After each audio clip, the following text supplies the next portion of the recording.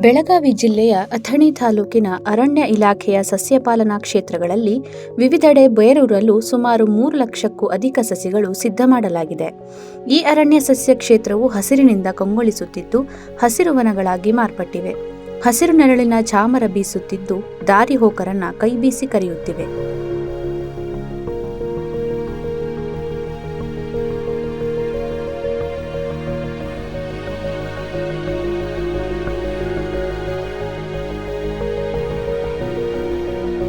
ತಾಲೂಕಿನ ಕೊಕಟನೂರು ಮತ್ತು ಯಂಕಂಚಿ ಗ್ರಾಮದ ಸಸ್ಯಪಾಲನಾ ಕ್ಷೇತ್ರಗಳಲ್ಲಿ ವಿವಿಧ ಜಾತಿಯ ರೋಗಾಣುರಹಿತ ಸಾವಿರಾರು ಉತ್ತಮ ಸಸಿಗಳನ್ನು ಬೆಳೆಸಲಾಗಿದೆ. ಇಲ್ಲಿ ಸಸಿಗಳನ್ನು ಮಕ್ಕಳಂತೆ ಆರೈಕೆ ಮಾಡಲಾಗುತ್ತಿದ್ದು ಬೆಳೆದಿರುವ ನಾನಾ ತರಹದ ಗಿಡ ಮರಗಳು ಕಣ್ಣನ್ನು ತಣಿಸುತ್ತಿವೆ. ಜೊತೆಗೆ ಪರಿಸರ ಕಾಳಜಿಯ ಪಾಠ ಪರಿಚಯಿಸುತ್ತಿವೆ.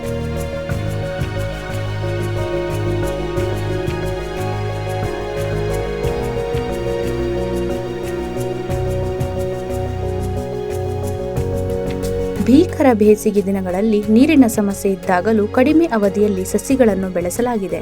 ದಿನಗೂಲಿಗಳು ಹಾಗೂ ಇಲಾಖೆ ಸಿಬ್ಬಂದಿ ವರ್ಷವಿಡೀ ಕಾರ್ಯನಿರ್ವಹಿಸುತ್ತಿದ್ದಾರೆ. ತನ್ಮೂಲಕ ಅರಣ್ಯ ಅಭಿವೃದ್ಧಿ ಬರಾಳಿಸುವ ಸಂಕಲ್ಪದಿಂದ ಸಸಿಗಳನ್ನು ನೆಟ್ಟು ಸಂರಕ್ಷಿಸುವ ಕಾರ್ಯ ನಡೆಯುತ್ತಿದೆ. ಇದರೊಂದಿಗೆ ತಾಲೂಕಿನ ಅರಣ್ಯ ಕ್ಷೇತ್ರಾಭಿವೃದ್ಧಿ ಮತ್ತಷ್ಟು ವಿಸ್ತರಿಸುವ ಆಶಾಭಾವ ಮೂಡಿಸಿದೆ.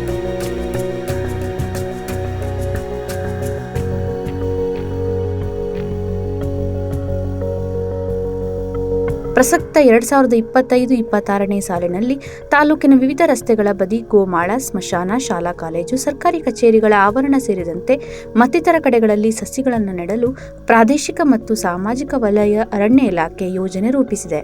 ಅದರನ್ವಯ ಪ್ರಸಕ್ತ ಮುಂಗಾರು ಹಂಗಾಮಿನಲ್ಲಿ ಮುಂಗಡಗುಂಡಿ ತೆಗೆಯಲಾಗಿದೆ.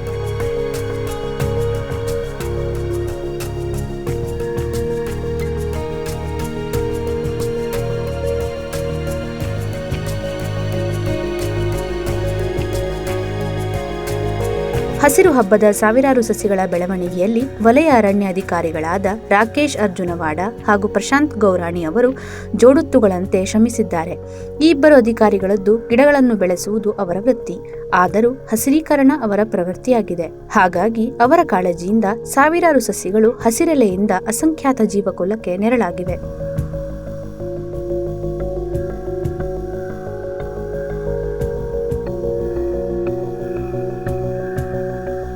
ಒಟ್ಟಾರೆಯಾಗಿ ಹಸಿರೇ ಉಸಿರು ಎನ್ನುವ ನಾನುಡಿಯಂತೆ ಪ್ರತಿ ಪ್ರಜೆಯು ಪರಿಸರ ಸಂರಕ್ಷಣೆಯ ಹೊಣೆಗಾರಿಕೆ ಹೊತ್ತು ಸಸ್ಯ ರಕ್ಷಣೆ ಬಗ್ಗೆ ಚಿಂತನೆ ಉಳಿಸುವುದು ಉತ್ತಮ.